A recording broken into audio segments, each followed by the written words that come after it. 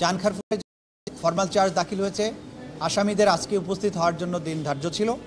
তো তারা যেহেতু আজকে 4 জন আসামি এখনও পলাতক রয়েছেন, তারা আসেননি এবং তাদের পক্ষে রিপোর্ট এসেছে তাদেরকে গ্রেপ্তার করা সম্ভব হয়নি।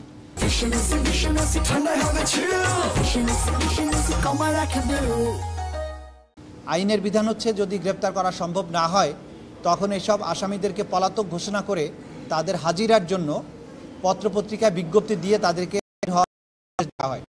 আজকে আদালত নির্দেশ দিয়েছেন যে 4 জন ডিএমপির কমিশনার হাবিবুর রহমান সহ যে বাকি 3 জন পুলিশ অফিসার তাদেরকে কয় তারিখে আগামী 22 জুন তারিখে এই আদালতে হাজির হবার নির্দেশ দিয়েছেন। এটা বাংলাদেশের 2টো বহুল প্রচারিত জাতীয় দৈনিকে এই নোটিশটা ছাপার জন্য নির্দেশ দিয়েছেন।